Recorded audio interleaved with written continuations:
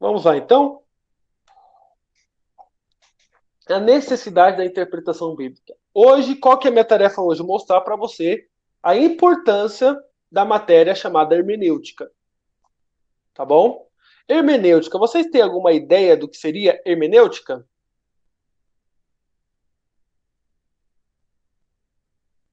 Vocês já ouviram falar desse nome? E se já, o que E que vocês têm por hermenêutica?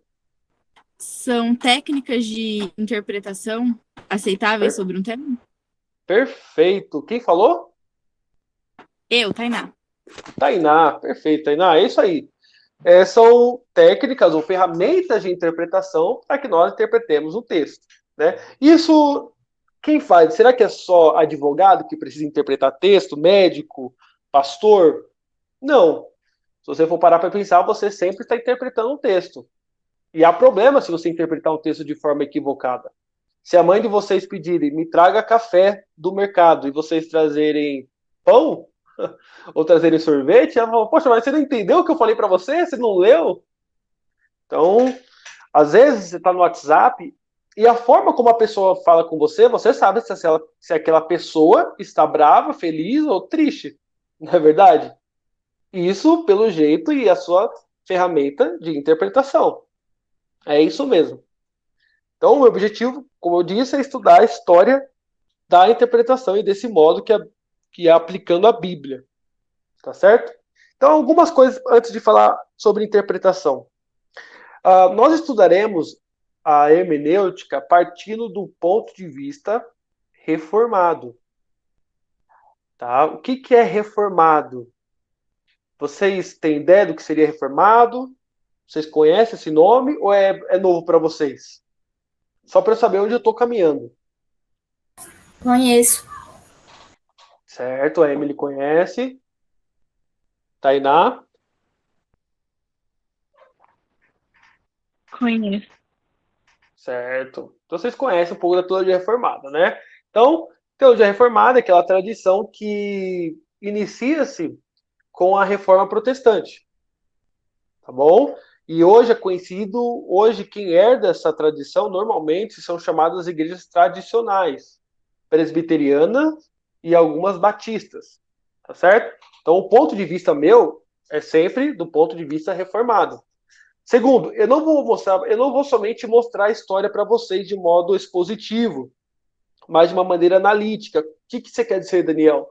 Eu não estou aqui para mostrar para vocês só o que aconteceu na história, mas mostrar como aquilo causa impacto em nós hoje, tá certo? Por exemplo, nós vamos estudar os rabinos. Como que a interpretação dos rabinos está presente nos dias de hoje? Eu vou mostrar para vocês. As pessoas só não conhecem o nome, mas mostrar que existe ainda e essas linhas de interpretação elas perpetuam até os dias de hoje. Então, eu vou expor a história, mas também vou aplicar os pontos de vista que eu achar necessário. Tá? E o meu objetivo é sempre esse, mostrar que o método histórico gramatical ele é o melhor que se adequa às escrituras. Que negócio é esse? Método histórico gramatical, nós veremos mais para frente. Mas já para adiantar, é o método que eu acho, que eu acredito e que eu encontro o significado de um texto no próprio contexto e na gramática. Eu não vou na Bíblia e falo assim, eu acho que diz isso. Não. Eu vou, por meio de um estudo gramatical e histórico, extrair da Bíblia o seu significado. Tá bom? E eu acredito que esse método é o que mais se encaixa. Então, podemos definir aí a hermenêutica como a ciência que nos ensina os princípios e as leis e os métodos de interpretação. Como eu disse, todos nós estamos envolvidos numa empreitada hermenêutica, seja no e-mail que você recebe, no livro que você lê e assim por diante. Você tem que entender o que você está lendo. Então, esse trabalho de entender o que você está lendo é um trabalho de hermenêutica. Mas, Daniel, por que eu preciso entender corretamente a Bíblia? Primeiro, porque é a palavra de Deus, né? Você não. Já pensou você falar em nome de Deus aquilo que Deus não fala? Deus está falando que é pecado uma coisa, você vai lá e fala que não é pecado? Olha a gravidade disso.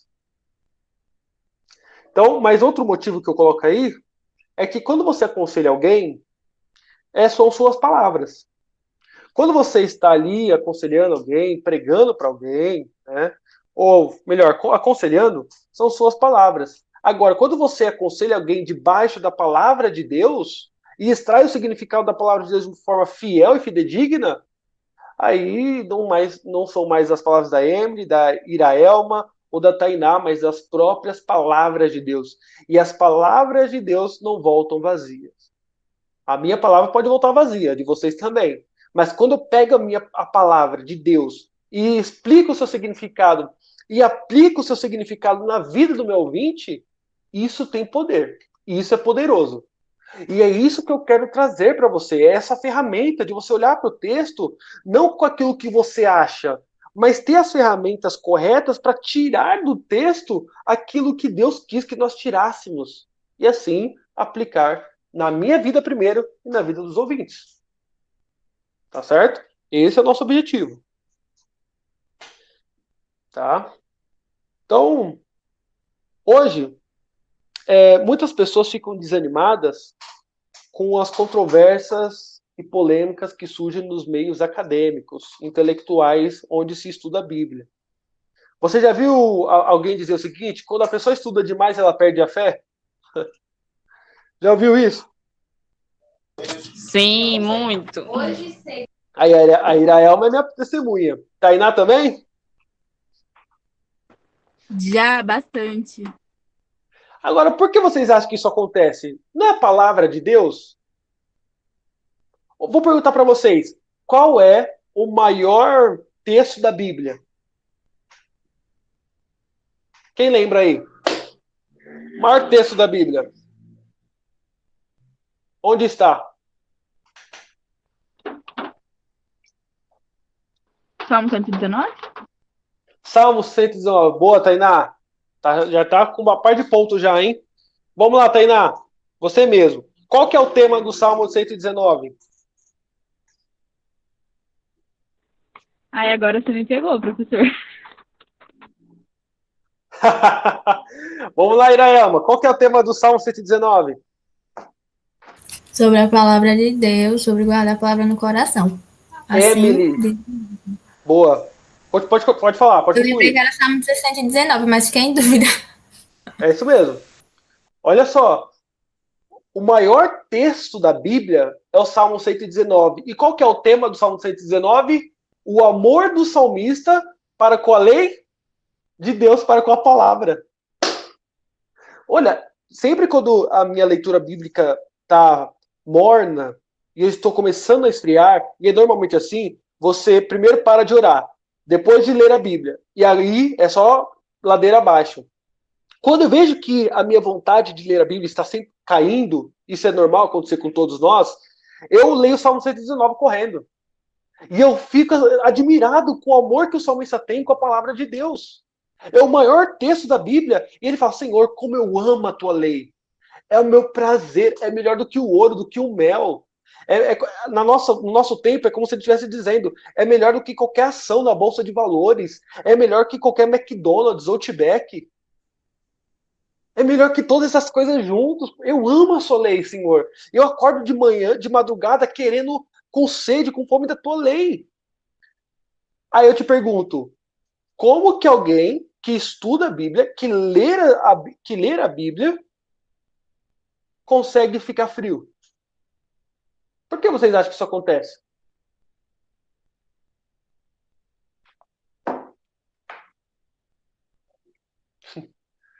Difícil, né? Nós veremos hoje na nossa aula, tá bom? E às vezes, fica nessa dicotomia, nessa distinção. Os que estudam, mas não têm fogo no coração, e os que têm fogo no coração, mas não têm luz na mente. Aí fica no emocionalismo e foge da palavra de Deus. Aquilo que eles chamam de adoração, a Bíblia enxerga como emocionalismo falso. Boa vontade não é sinônimo de verdade. Se eu chegar para Tainá, você mora em Ribeirão Preto. Se eu falar para você, pega um ônibus, Tainá, um ônibus tal, e siga em frente que você vai chegar no Japão. A Tainá pode acreditar em mim. Ela pode chegar, pegar aquele ônibus e falar, não, o Daniel me falou que eu vou chegar no Japão. Eu estou sendo sincera, eu comprei a passagem, eu vou chegar no Japão. A pergunta é, o fato de a Tainá ser sincera na sua crença vai fazer ela chegar ao Japão? Claro que não. Não. Porque sinceridade não é sinônimo de verdade. Então, há esses dois grupos, essas duas polaridades. Os que estudam, mas não procuram colocar a palavra no seu coração. E aqueles que só têm emoção e não procuram a luz da verdade, a luz da palavra de Deus. E é isso que nós vamos ver. Aí a pessoa fala, mas então vamos fazer o seguinte. Eu não quero ficar num lado e nem no outro. Sabe o que eu quero fazer? Ler a Bíblia. É isso que eu quero. Vou ler a Bíblia do jeito que ela é, sem chegar aqui numa sexta-feira e ter que estudar hermenêutica. Eu vou ler do meu jeito, é eu e Deus. Olha, eu vou falar para vocês. Para a salvação, grande parte da Bíblia ela é fácil de compreensão. Louvado seja Deus por isso. A pessoa simples pode ler a Bíblia, encontrar suas maravilhas e se encontrar com Deus ali e ser iluminada e abençoada por Deus. E eu não discuto isso. Você não precisa de um curso de hermenêutica para ler a Bíblia com proveito, para encontrar palavras de Cristo ali. Não, você não precisa. Mas, infelizmente, por falta de preparo, há vários erros cometidos por nós mesmos e ao longo da história. E a Bíblia fala que nós devemos ser fiéis. Nós devemos ser dispenseiros fiéis. Nós devemos ser mensageiros fiéis. E sempre procurar lapidar aquilo que está de errado com a nossa vida. Antes de um intervalo, vamos ver alguns textos aí que são mal interpretados. Deixa eu perguntar para vocês. Eu vou mostrar para vocês que às vezes a sinceridade não é tudo. Pessoas sinceras, às vezes crentes do Senhor, pegam um texto e por falta de entendimento e por falta de uma ferramenta básica de hermenêutica, cometem erros crassos. Tá? Deixa eu fazer uma pergunta para vocês. Vocês têm na cidade de vocês uma igreja chamada Igreja Congregação Cristã do Brasil? Sim. Como Sim. tem, né? Vocês conhecem. A Iraelma conhece também, né, Iraelma? Sim, sim, conheço. Como que os homens se vestem lá? Eterno, eu acho. Terno. E aí eu pergunto, lá eles não podem, os membros mesmo, eles não podem ir para a igreja sem terno. Aí eu pergunto para vocês, tá na Bíblia que tem que ser de terno? Não. Pois é. Emily, abra a Bíblia aí em Colossenses 3:12. 3:12 ou 2? 3:12. Deixa eu ver como está na sua Bíblia aí. Que varia, às vezes varia de tradução.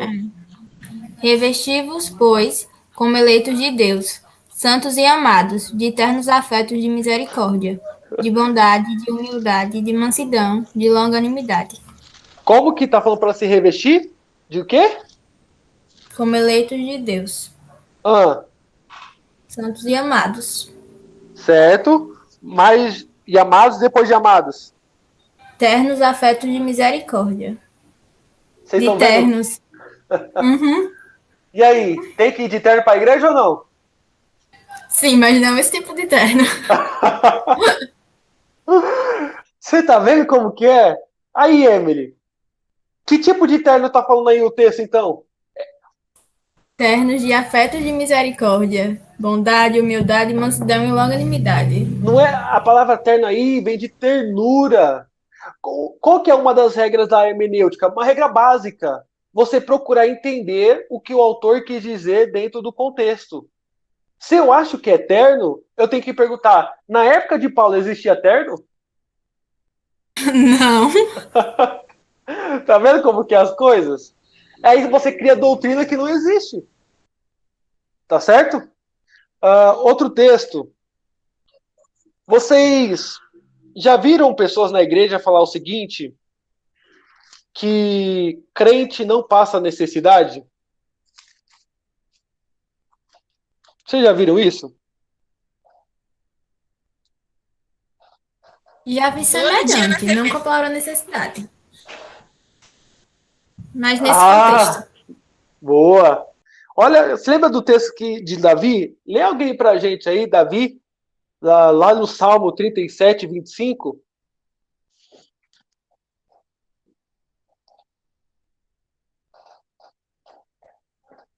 Salmo 37, 25. Pode abrir, por favor?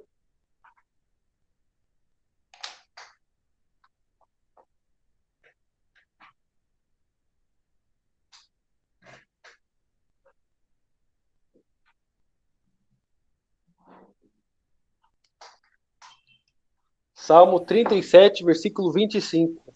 Ah, uma dica, tá? Nunca fale, como é aula, né? A aula é para ser ensinado. Nunca fale capítulo 37. Salmo não é capítulo, são músicas, tá? Então sempre salmo de número 37. Igual quando você tem um inário na igreja. Você não fala inário capítulo 1. Não. Hino de número tal. Salmo de número tal. Nunca capítulo. Tá certo? Vamos lá. Emily, lê para nós, por gentileza. Fui moço e agora sou velho. Porém, jamais vi o justo desamparado, nem a sua descendência a mendigar o pão. E aí, Emily? Justo, crente então não passa necessidade? Será? Eu tenho um problema com isso, porque Paulo diz que sabe passar fome, sabe passar fartura, né? Pois é. Você lembra de Lázaro? O rico e Lázaro? Sim. Como que nós interpretamos esse texto mesmo? É uma coisa que é muito importante, porque as pessoas às vezes pegam esse texto e falam crente que é crente não passa necessidade. Olha, uma regra que nós devemos ter é separar o que é narrativa e do que é preceito. Como assim? Você tem que entender o que é uma ordem e o que é uma verdade eterna, que não muda, e do que é dito ali no momento. Por exemplo, quem diz o texto aí? Fui moço. Quem é que fui? Davi. Davi. Davi, ele não está falando uma verdade que é para todas as épocas, ele está falando a experiência dele. Ele está falando, Davi, eu fui moço e agora sou velho. Porém, jamais vi o justo desamparado, nem a sua descendência mendigar o pão. Eu tive essa experiência. Louvado seja Deus por isso. Mas não quer dizer que crente não passe dificuldade. Regra simples de hermenêutica. Davi não está dizendo, olha, assim como aconteceu com os que eu vi, não vai acontecer com vocês a partir de hoje. Não, não é isso que está dizendo. Ele está falando, a minha experiência é essa. E eu tenho que saber separar isso. Tá certo? Vamos lá, mais um texto aí, interpretado assim de forma equivocada. Isaías 41, 6. Leia para nós aí, Iraelma. Eu não estou com minha Bíblia. Tainá, tá com a Bíblia aí?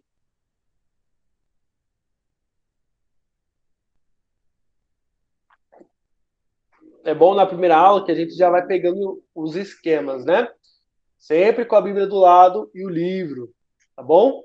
41, que verso? Isso, Isaías 41, 6.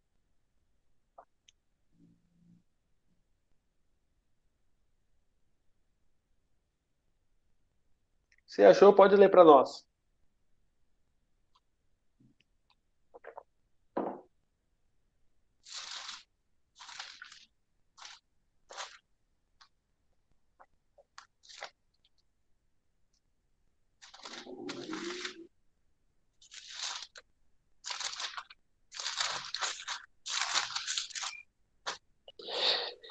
Isaías 41, 6. Ah, tá bom. A internet da Tainá tá falhando. Tá? Eu vou ler aqui, depois a Emily me ajuda.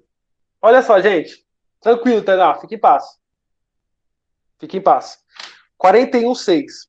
Olha o que diz o texto. Um ao outro ajudou e ao seu próximo disse, ser forte. Eu já vi muitas pregações e até um quadro feito por irmão da igreja com esse texto sobre a amizade. Não sei se vocês já mandaram para uma amiga ou já viram isso. Poxa, um ao outro ajudou. E ao outro disse ser forte. Ajude um ao outro. Seja fiel com o seu amigo. Quando ele estiver caído, levante-o. E as pessoas usam esse texto. Um ao outro ajudou e ao outro disse ser forte. Mas o contexto é esse mesmo? Olha o que o versículo 7 vai dizer. Assim o artífice anima o ourives, e o que alisa com o martelo, ao que bate na bigorna, dizendo da soldura, está bem feita? Então, com pregos, fixa o ídolo para que não oscile. Olha só, um ao outro ajudou, e ao outro disse ser forte. Para quê? Para construir ídolos. Olha o versículo 7, é só continuar. A regra de ouro de qualquer hermenêutica é o contexto. Olha aí, um ou outro ajudou e o outro disse ser forte, mas o contexto é qual? Eles estão fabricando ídolos. Eles estão profanando o nome do Senhor. Eu não posso usar esse texto para pregar sobre amizade. Não posso. Não posso. Tá certo? Vamos lá aí, mais algum texto. Oséias 6:3. Emily, pode ler para nós? Oséias 6:3. Sim.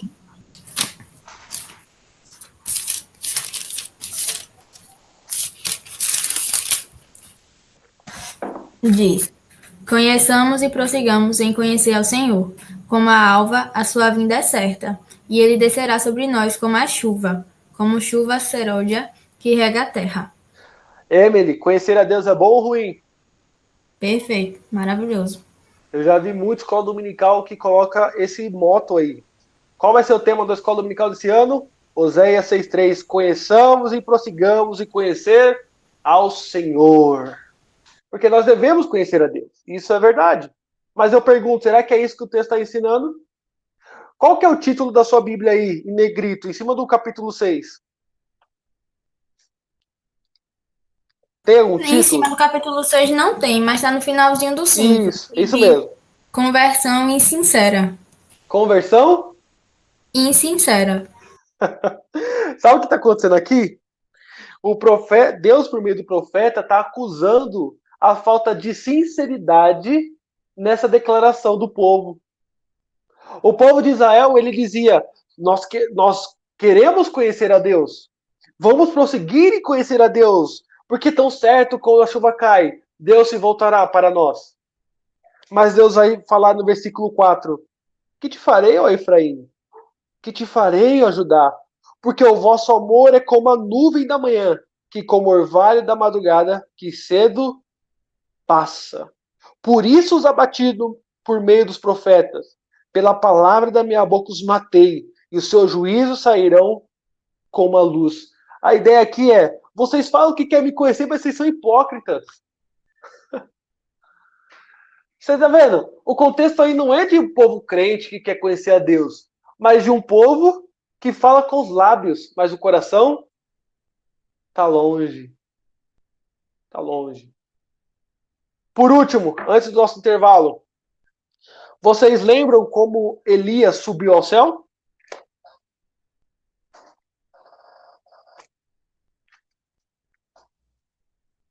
Sim, Deus pegou ele para si. Como que foi?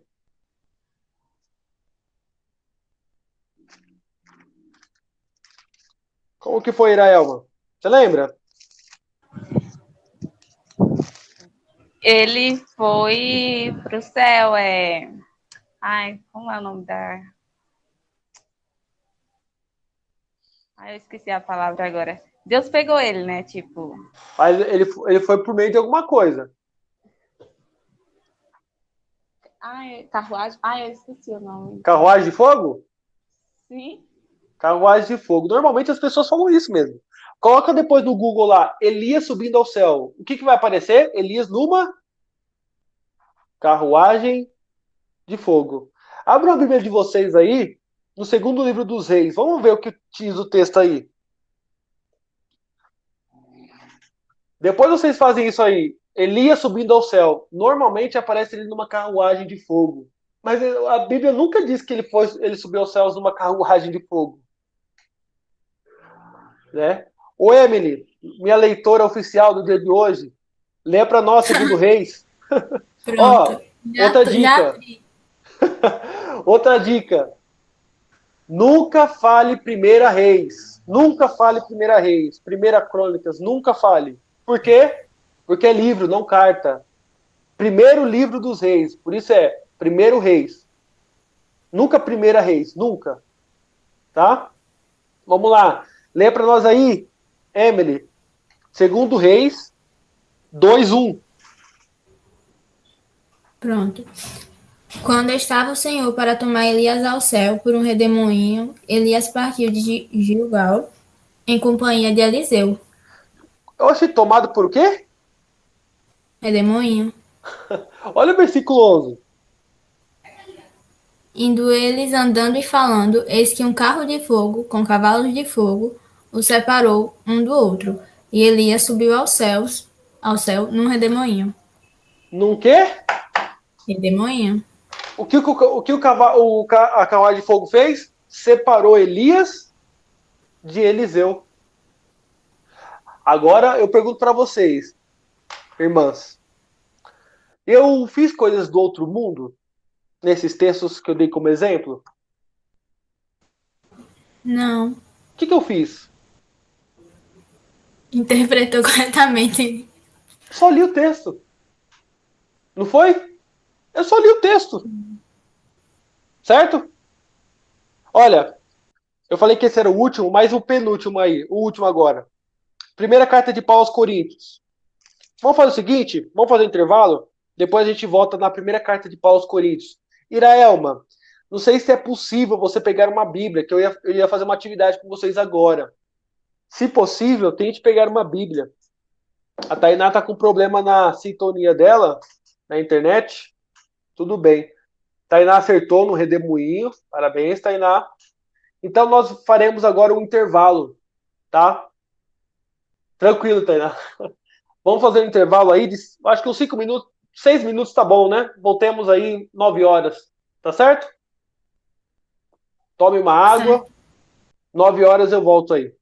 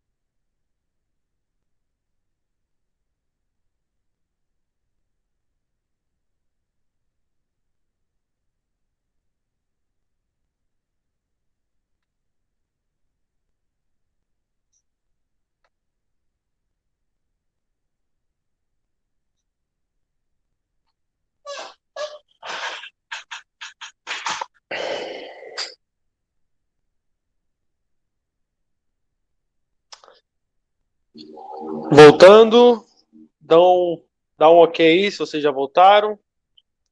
Segunda parte da nossa aula.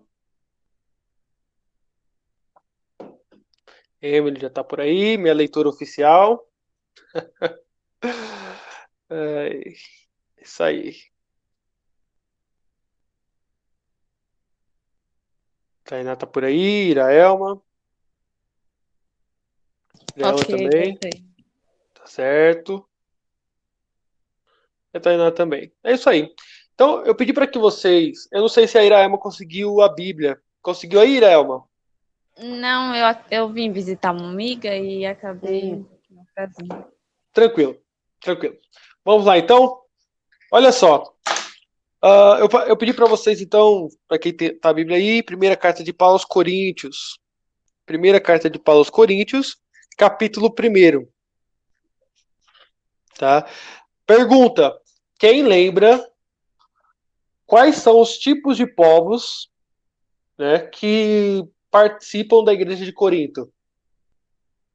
Ela é composta de que tipo de pessoa?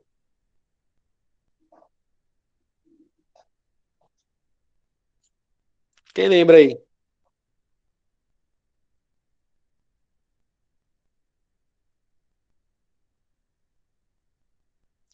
Tá valendo R$ 1.000, hein? Perdemos os 1.000.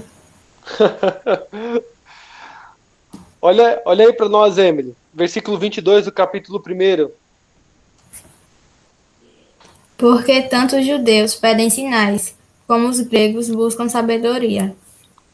Certo, então há duas classes aí, né, Emily? Quais são? Judeus e gregos. Certo. Os judeus, eles querem o quê? Sinais. E os gregos? Sabedoria. Mas o que Paulo entrega para eles? Cristo crucificado. Versículo Escândalo para os judeus e loucura para os gentios. perfeito. Perfeito. Vocês já leram a carta de Paulo aos Coríntios? Sim. Já leu? Tainá já leu? Dá um ok no chat aí, Iraelma. Já Sim, já leu? vi. Tá certo. Olha que coisa. Isso que eu vou passar para vocês é uma técnica chamada close reading, tá? Que no inglês, traduzido da melhor maneira, seria leitura atenciosa.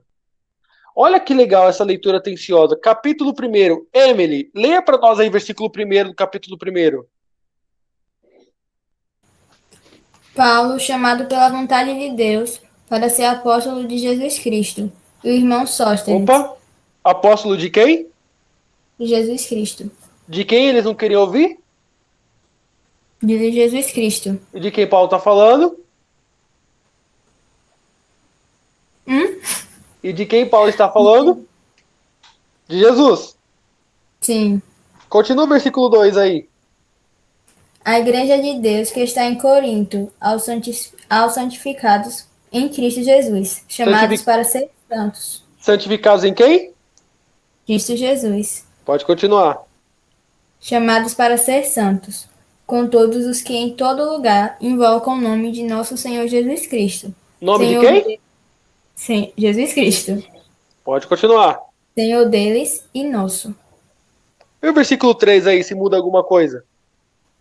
Graça a vós, outros, e paz, da parte de Deus, nosso Pai, e do Senhor Jesus Cristo. Ah, de quem eles não queriam ouvir? Jesus Cristo. Mas Paulo está falando, eu vou falar de quem? Jesus Cristo. Olha o versículo 4. Vamos ver se o 4 vai mudar, certeza. Vai não. Sempre dou graças a meu Deus a vosso respeito, a propósito da sua graça, que vos foi dada em Cristo Jesus. Ah, brincou, sério mesmo? O quinto vai mudar. Vai, vamos ver. Porque em tudo fostes enriquecidos nele, em Quem que é toda nele palavra. aí? Jesus. Jesus. Versículo 6. Assim como o testemunho de Cristo tem sido confirmado em vós. Testemunho de quem? Cristo. Cristo. Ó o 7. Pronto, o 7 agora muda. De maneira que não vos falte nenhum dom, aguardando vós a revelação de nosso Senhor Jesus Cristo. o 8, o 9, o 10, aí você vai ver aí que Paulo, em toda a carta, ele vai falar de quem? Jesus. Eles não queriam ouvir de quem? De Jesus. E Paulo fala, mas é de Jesus que eu vim falar para vocês. Já tinha percebido essa ênfase? Eu fiz alguma coisa diferente? Eu só mostrei para vocês a ênfase de Paulo. Qual que é a grande ênfase do capítulo 1? Jesus. Jesus. Tá certo? Isso chama ler com atenção. Você tem que ler você tem que pausadamente, sem pressa. Entende? E assim por diante. Isso é muito importante. Por que eu fiz esse exercício? Eu costumo fazer esse exercício nessa primeira parte. Para mostrar que não é chegar e falar, eu vou ler do jeito que está ali. Não é gibi da Mônica. Precisa todo de um preparo. Se você quer aprofundar, eu volto a dizer, para a salvação a Bíblia é clara. E louvado seja Deus por isso. Não é só os intelectuais que conseguem ler a Bíblia, não. Não é isso que eu estou defendendo aqui, não. Mas para você deixar de errar em algumas coisas e aprofundar em outras, é necessário preparo.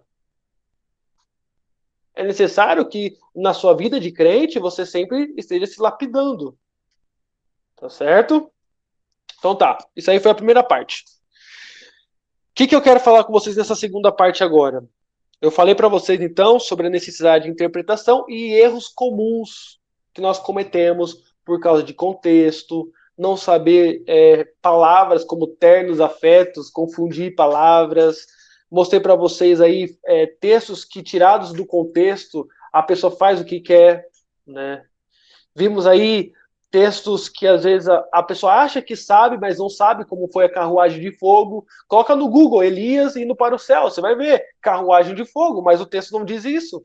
Falta o quê? Leitura atenciosa do texto. ênfase de texto. É fácil pegar uma ênfase, é só você ler com atenção, reler e ler.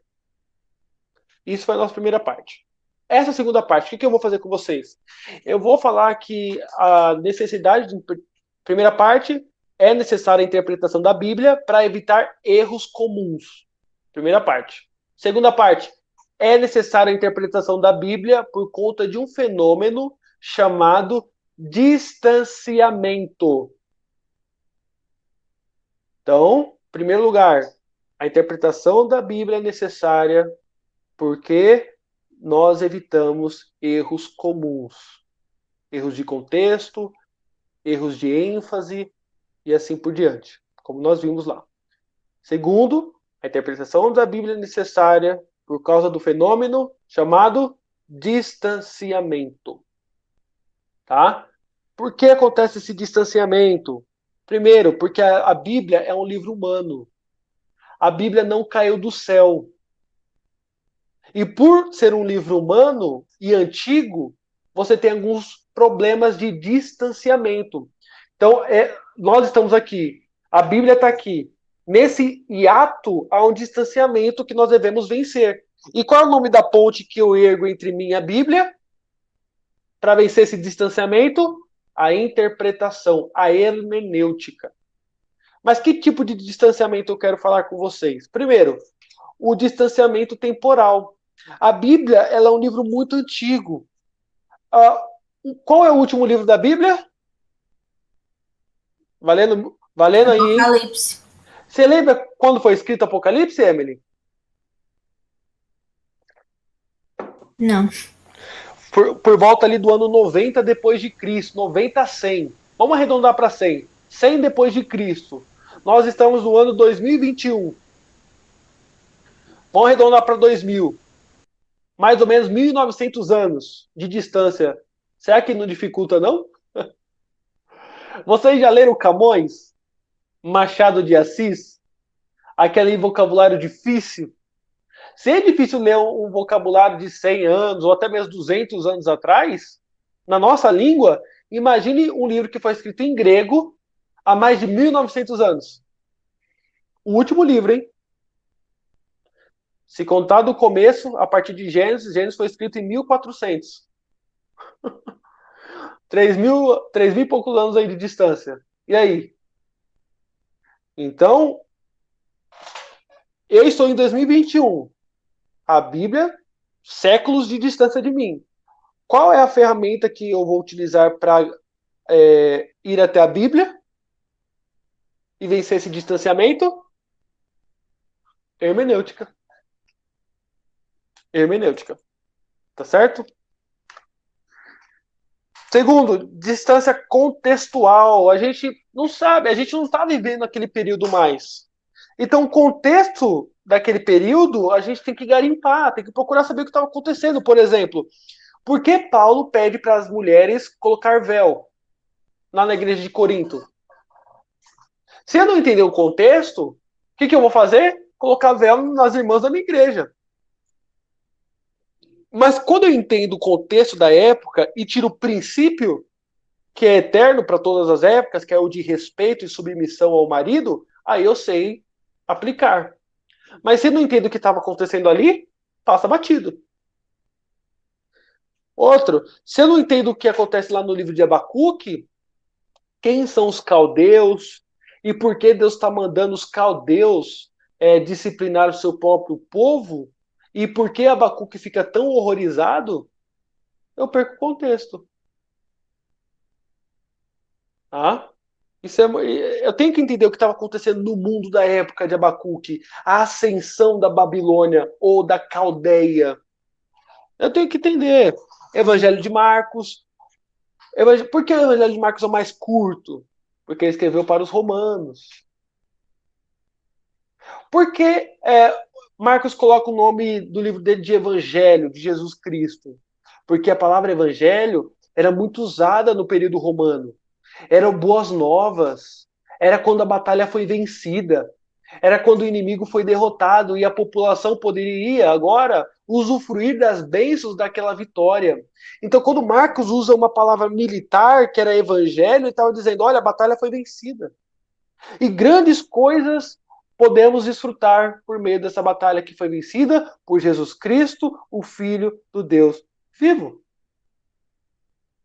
Quando eu entro no mundo bíblico, aí a história é outra. Né? A história é outra. Tá? Há ferramentas para isso. Eu espero poder falar sobre dicionários bíblicos, comentários históricos culturais, introdução ao Novo Testamento e ao Antigo Testamento. Quando você pega uma introdução, ela vai explicar todo esse pano de fundo. Tá bom? Jonas, por que Jonas tinha medo de Nínive? Ou melhor, odiava Nínive? Nínive é uma capital aqui do Brasil? Não. Existe hoje? Não. Então eu tenho que procurar algum livro, algum comentário que me explique, porque na Bíblia não explica claramente, o que é aquela cidade, como era a cultura daquela cidade e por que Jonas odiava tanto aquela cidade. Quando você entender a truculência de Nínive e a idolatria que ocorria lá, você dava razão para Jonas. Você fala, tá, entendi. Agora entendi. É mais enriquecedor. Não é que Jonas estava certo em desobedecer a Deus. Ele estava errado. Mas você entende. Né? Por exemplo, os ninivitas, eles tinham o costume, quando eles se tornaram o grande império assírio, eles tinham o costume de pegar uma cidade, o valente daquela cidade, pegar uma faca, deitá-lo no meio da cidade, o valente, e cortar todas as costas dele, a pele dele, nas costas, e deixar as costas em pele viva, em carne viva. E com a pele que eles arrancavam das costas, ou da barriga, eles faziam de bolsa para coletar o ouro da cidade. Eles faziam isso para provocar medo, pavor e terror. É a mesma coisa Deus falar para você hoje, vai lá e pega para o Estado Islâmico. Aí quando você conhece Nínive, aí você entende a tensão de Jonas. Querendo que aquele povo morresse mesmo. Tá certo? E isso, então, existe um contexto distante de mim. Como que eu venço essa distância? Interpretação, hermenêutica, estudo contextual. Tá certo? Há também a distância cultural.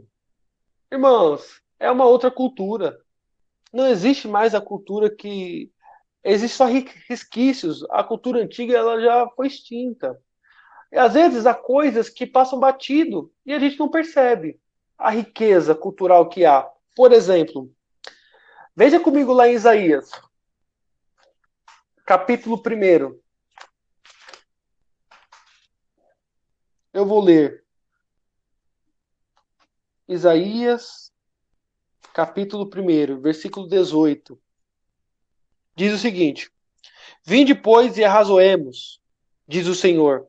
Ainda que os vossos pecados sejam como a escarlata, eles se tornarão brancos como a neve. Ainda que sejam vermelhos como o carmesim, se tornarão como a lã.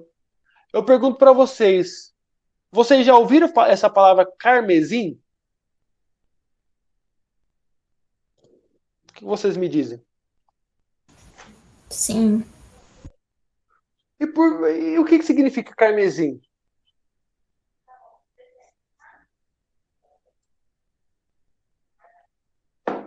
Agora eu Eu não peguei sei se estou vocês. certa, mas eu não lembro se é uma pedra. Eu acho que estou errada.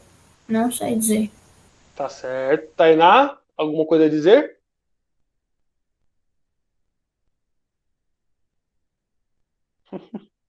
Aí trava, né?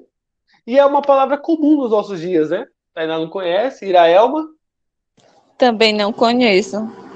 Mas vocês já ouviram, né? Pelo sangue carmesim, pelo Sim. sangue, pelo sangue. Eu lembro da minha mãe, quando era na Assembleia. Então, vamos lá. Carmesim. Vou explicar para vocês. Tá vendo esse vermezinho na árvore? No Oriente Médio ele é muito comum. Hoje, a ciência coloca o nome dele de Cocos ilicis. Lá no Antigo Testamento ele chama Torlá. Torlá ou carmesim, tá?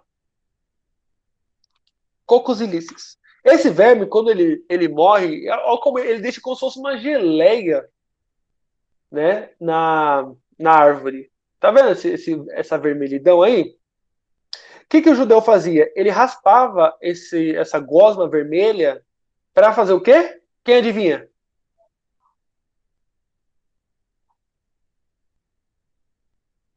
Parece sangue, verdade. Eles tingiam tecidos. Isso, Tainá. Perfeito, Tainá. É isso aí. Olha o que eles faziam. Tingiam roupas, tingiam tecidos. E o que eles falavam? Qual que era a cultura da época? Uma vez que o carmesim impregna na roupa, não há ser humano que tire. Você entendeu o que o Isaías está dizendo aqui? Ainda que os vossos pecados sejam como o carmesim, uma mancha que para os homens é impossível de tirar, eu, o Deus dos exércitos, tornarei vocês mais brancos do que a lã.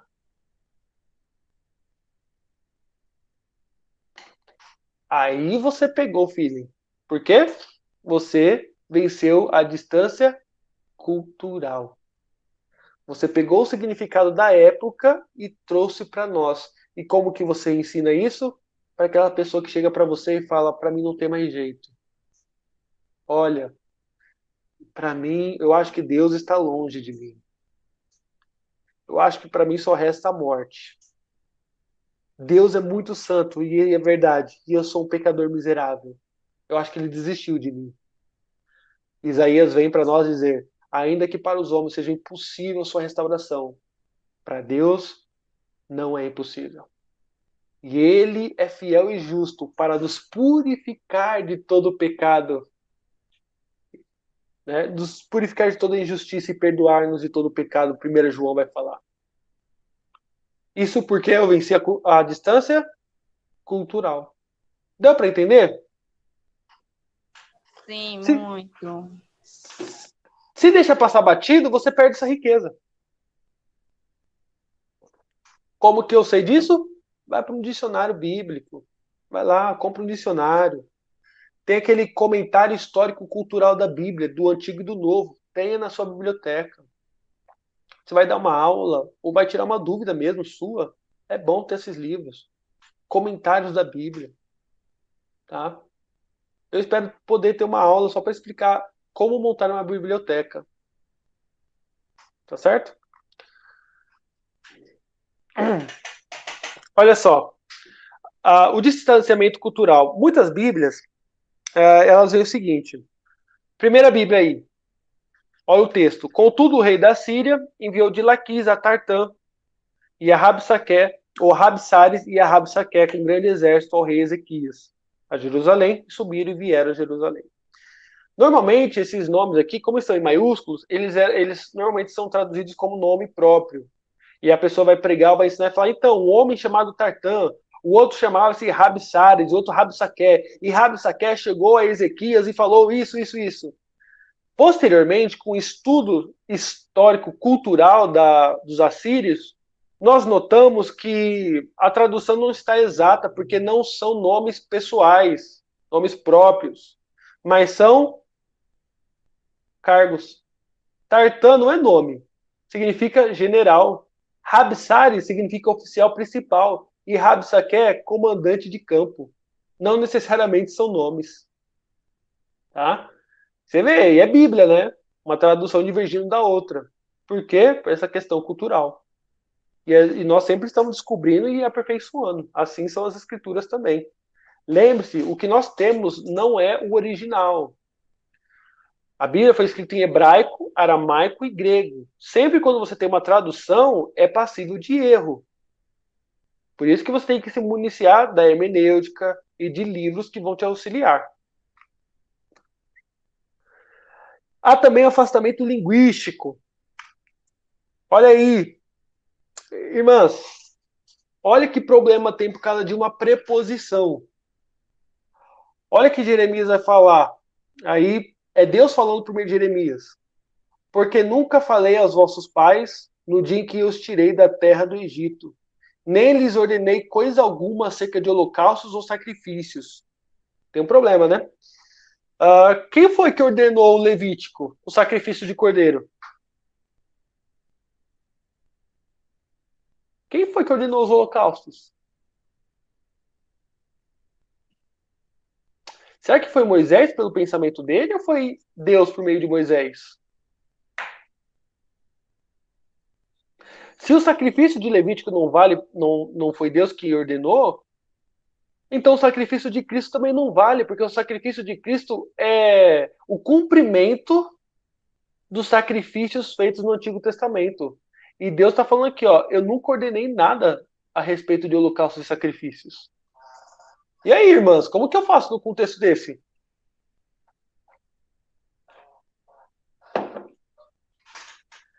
Sabe qual é o problema? É que a Bíblia não foi escrita em português e às vezes uma preposição faz toda a diferença. Olha o hebraico aí. Essa preposição, al, ela pode ser traduzida como acerca de ou por causa de. Então, o mais correto seria traduzir por causa de. Deus está dizendo, porque nunca falei aos vossos pais, no dia em que tirei da terra do Egito, nem lhes ordenei coisa alguma por causa dos holocaustos ou sacrifícios. Eu não fiz tudo isso para que vocês sacrificassem para mim. Essa é a ideia. Eu não dependo do sacrifício de vocês. Eu não estou interessado, mas foi minha misericórdia. Aí Tainá pegou. Por causa dele. E é uma preposição. E você vê que uma preposição ela tem o poder de desmontar toda uma teologia. Porque se Levítico e o sistema sacrificial do Antigo Testamento não foi dado por Deus, o sacrifício de Cristo de nada vale. Olha como uma preposição pode desmontar um sistema teológico se você não tiver cuidado. A Bíblia foi escrita em outra língua, isso dá um distanciamento. Para vencer esse distanciamento, o certo deveria aprender hebraico, mas não é todo mundo que aprende, né? Isso é para pastores. Para mim, pastores são obrigados a aprender hebraico e grego, é o mínimo. Se esforçar pelo menos do básico ali e saber manejar um dicionário. Um bom comentário exegético, mas para o curso que nós estamos dando, é necessário você enxergar esse problema e saber recorrer nas fontes corretas. Saber que a ferramenta de interpretação pode te salvar numa dessa. Vai num comentário, vai numa Bíblia de estudo, e assim por diante. Tá certo? E essa aqui? Almeida Corrigida Fiel, uma tradução, português. Sabemos que todo aquele que é nascido de Deus não peca, mas o que é de Deus é gerado, conserva a si mesmo, o maligno não lhe toca. John Wesley, um grande homem de Deus do passado, por causa desse texto, né, base, entre outras pessoas, eles fomentaram uma doutrina chamada santidade plena, que eles defendem que o crente, depois da conversão, ele alcança um nível de santidade tão forte que ele deixa de pecar.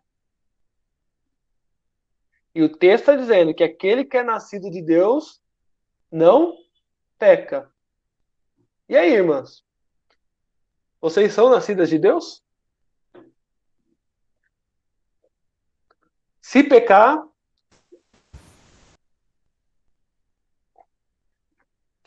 como que a gente interpreta esse texto? Dessa forma tá errado, mas na minha tradução diz que a nascida de Deus não vive em pecado. E glória a Deus por isso, né? Porque se fosse não peca, misericórdia. Então, Emily, a sua tradução é a Ara. Boa tradução. Isso. Por quê? A ideia do grego é essa mesmo. Continuidade. O grego, ele não tem o tempo presente. O tempo presente no grego é traduzido para nós como gerúndio, que é uma ideia de continuidade. A pessoa pode dizer, aquele que nasceu de Deus não vive pecando. Né? Iraelma? Sim, licença. Qual a melhor tradução, assim, a melhor Bíblia para se estudar? Porque uma vez eu fiz uma pergunta e o pastor me recomendou essa Almeida Corrigida, né? Que certo. a gente utiliza, mas a NVI também é diferente, alguns textos e tudo. Aí eu queria saber qual a melhor. Certo. Depois eu vou passar um vídeo para vocês sobre esse assunto, tá? Sobre tradução. 2 vídeos, na verdade, um curtinho e um longo. Mas vamos lá. Tradução é traição. Pega esse esquema. Tradução é traição. Nunca confie numa tradução 100%. Nunca. Tá? Toda tradução é passível de erro. Toda tradução. Tá certo? Os reformadores, eles falavam o seguinte, que ler a Bíblia com tradução é como beijar uma mulher com véu. Louvado seja Deus porque tem tradução. Já pensou ter que aprender grego e hebraico do zero para ler a Bíblia? Ninguém merece. Mas saiba que, às vezes, Iraelma, o que uma acerta, a outra erra. Normalmente é assim. O que uma vai bem, a outra não vai tão bem assim. Não existe tradução perfeita. Qual é a ideia que eu carrego? Né? A melhorzinha que eu acho, mas que tem defeito, é a Ara, Almeida Revista Atualizada. Tá? Mas não é perfeita. A ideia é você ter sempre mais de uma tradução e poder comparar. Se você puder comprar várias, compre várias. Leia a Bíblia um ano numa, e outro ano em outra, e assim por diante. Mas sempre compare. Não sei se vocês dão aula na igreja. Vocês dão aula? Antes eu dava, só que infelizmente eu tive que entregar por algumas coisas. Certo. Deixa eu ver depois. Depois você passa a Bolsonaro, por favor. Pode deixar que eu passo sim. Tainá, não. Tá. Aí, Emily, você dá aula? Aula não, mas eu tô na liderança dos jovens. Que não são tão jovens, é mais crianças, na verdade. São pouquíssimos jovens, 2 ou 3, 4, por aí. Certo, que Deus abençoe, viu? Então, para vocês, eu indico 2 traduções, a 3 tá bom demais, diferente. Tá? Mas nenhuma é 100%, vira, Elma. Eu aconselho, a Igreja Presbiteriana do Brasil, ela segue a ARA. Tá? A ARA Almeida Revista Atualizada. Uma boa tradução. Tanto é que é a mais cara. Eu utilizo ela e a NVI também. NVI, uma boa. Tanto é que essas Bíblias são mais caras. A corrigida você compra por R$10, eu já vi até por R$5. É bem barata, né? E as outras são mais caras. porque é mais lapidado e tudo mais. Tá? A NVI, ela foi um estudo linguístico nas faculdades. Eles estudaram, parece que 5 a 10, não sei se foi 5 ou 10 anos, o vocabulário dos universitários americanos e usaram aquele vocabulário na Bíblia. Tá? Então, depois, eu não sei, era bom ter uma aula só sobre isso. Não sei se eu vou conseguir dar sobre tradução e tudo mais. É importante. É importante. Tá certo? Vamos ver aí, qualquer coisa eu passo para vocês uma lista de dicionário, ou eu preparo uma aula bônus para ensinar vocês a montar a biblioteca e falar sobre tradução de Bíblia, tá bom? Acredito que vai ser muito útil para vocês.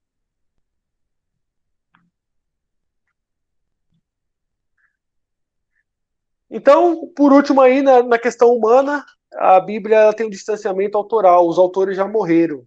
Então, tem muitos textos problemáticos na Bíblia. Problema para nós, né? Que nós não entendemos. Como o que Paulo quis dizer quando ele diz ali sobre batismo pelos mortos. 1 Coríntios 15, 29. Pedro, o que Pedro quis dizer quando ele falou que Cristo foi e pregou aos espíritos em prisão? 1 de Pedro 3,19. Há vários momentos na Bíblia que essas dificuldades que elas seriam sanadas se os autores estivessem vivos, mas eles não estão. E isso traz um problemão para nós.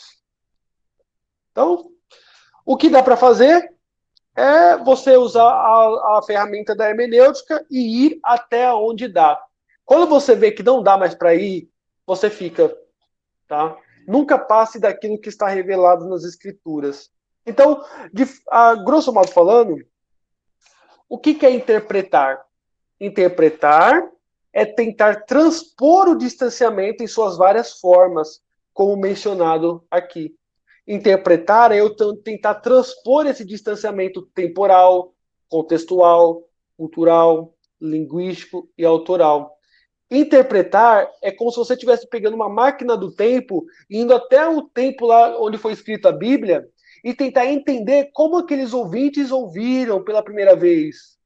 Sabe? Tentar entender como que aquilo ganhou força para aquele povo. Tá? É igual você falar piada para americano. O americano não vai entender piada brasileira. Ele tem que pensar na piada um dia, dois, e no outro dia ele pode entender. Mas de bate-pronto ele não vai entender. Ele precisa fazer um exercício hermenêutico. Tinha um professor lá onde eu estudo hoje, eu não tive aula com eles, os antigões teve, né? Ele era americano. Se eu não me engano, era o Van Groningen ou o Kistemark. E os alunos, os professores, meus professores, dizem que eles falavam uma piada pro professor, mas por ele ser americano, ele não entendia na hora. Mas tudo bem. Aí passava outro dia, ele chegava na sala e falava, entendi agora a piada. É isso, é isso. Esse é o nosso esforço. No momento você vai ler um texto, você não vai entender, porque tem esse distanciamento que eu acabei de falar para vocês. Mas com uma leitura pausada e usando as ferramentas que nós iremos estudar nesse curso para você poder interpretar a Bíblia, você vai embora. Tudo bem até aí? Tranquilo?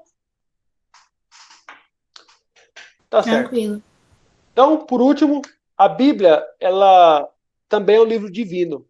Ela é humana, porque foi escrito por homens, tá? Mas é divino porque foi por homens inspirados por Deus. É isso que diferencia a Bíblia. Você deve tratar a Bíblia com um livro singular de duas naturezas. Ela foi inspirada, ela é humana, porque foi escrita por homens, e é divina porque foi inspirada por Deus e é infalível e inerrante. Você tem que ter essas duas coisas muito certas na sua mente. Você não pode perder de vista essas duas coisas. Por exemplo, nós vamos ver depois, mais para frente, com o iluminismo, século XVII, século XVIII, século XVIII, XVII e XVIII, você vai ver que surge no iluminismo o método histórico crítico. O que é o método histórico crítico? Eu olho a Bíblia para criticá-la. Eu olho a Bíblia por cima. Nós chamamos o método histórico crítico de alta crítica. Por quê? Porque eu me enxergo como acima da Bíblia. E eu vou dizer o que a Bíblia está dizendo, o que é verdadeiro, o que é falso. Tá, mas qual que é a sua peneira? Tudo aquilo que a minha razão consegue explicar é verdadeiro. Tudo aquilo que não for racional, for sobrenatural, é mentira, é invenção. Isso é o método histórico crítico. Porque eles olharam a Bíblia só como livro humano. Eles esqueceram que a Bíblia é um livro divino. É só um livro humano. Então o que eles fazem? Jesus multiplicou pães e peixes. Não. Não. Jesus não fez isso. Para os iluministas, os liberais, nós chamamos esses homens de liberais, vão falar, não. Ali Jesus está ensinando, os apóstolos queriam ensinar que Jesus era solidário com os mais pobres. Não que ele fez milagre. Eles vão olhar a ressurreição de Jesus e falar, não, ninguém ressuscita dos mortos. A ideia é que os ensinos de Jesus, eles sobrevivem em nosso coração nos dias de hoje, como se ele tivesse ressurreto. Mas não, ele morreu de verdade, não ressuscitou. Por que isso acontece? Porque eles tratam a Bíblia como um livro meramente humano. Tá bom? Cheio de ficções. Mas há um outro lado que olha a Bíblia somente como um livro divino, como um livro que desceu do céu, como um livro que você não tem que respeitar a gramática, como um livro que você não precisa ter uma interpretação correta.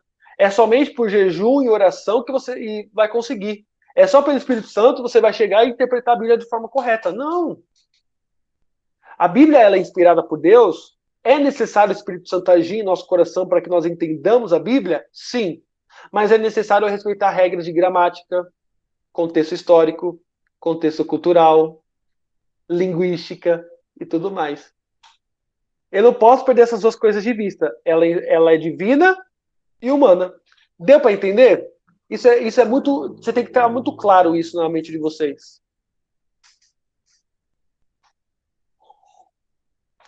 Tranquilo? A Bíblia, um livro divino e um livro humano. Tá certo? Então, como livro divino, antes de eu concluir, primeiro, pela sua natureza. Tá? Deus é criador e eu sou criatura. Eu não consigo entender os caminhos de Deus completamente. Por quê? Porque eu sou pecador. E por eu ser pecador e ser humano, e Deus ser criador de todas as coisas e santo, eu tenho esse distanciamento natural.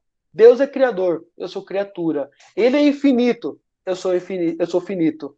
Ele é imenso, eu sou terreno, eu sou limitado. Então, para que eu entenda as verdades de um Deus eterno, o que eu preciso? O Espírito Santo age na minha mente. Eu preciso da iluminação do Espírito. Eu preciso que o Espírito haja na minha cognição, no meu coração, para que eu venha apreender aquilo que está escrito nas Escrituras. Tá? Então, como que eu não preciso, eu não olho para a Bíblia somente como um livro humano e técnico, mas como um livro que eu preciso do Espírito Santo para entendê-lo. Segundo, o distanciamento espiritual. Isso aconteceu por causa do pecado. Depois do pecado, o distanciamento entre Deus e o homem ficou muito maior. Aquilo que era um distanciamento natural de criador e criatura, agora também é um distanciamento espiritual de um Deus santo e de uma criatura pecadora. Portanto, eu preciso urgentemente passar por um processo de conversão. Eu preciso nascer de novo para que eu tenha uma nova disposição espiritual para as coisas de Deus. Por quê? No primeiro momento, o distanciamento natural vai me impedir de entender. O Espírito Santo vem e me ajuda a entender. Mas no segundo aspecto, desse distanciamento espiritual, eu não tenho tanta dificuldade em entender, mas em acreditar. Tanto é que Paulo fala que as coisas do Espírito para os homens naturais são loucura.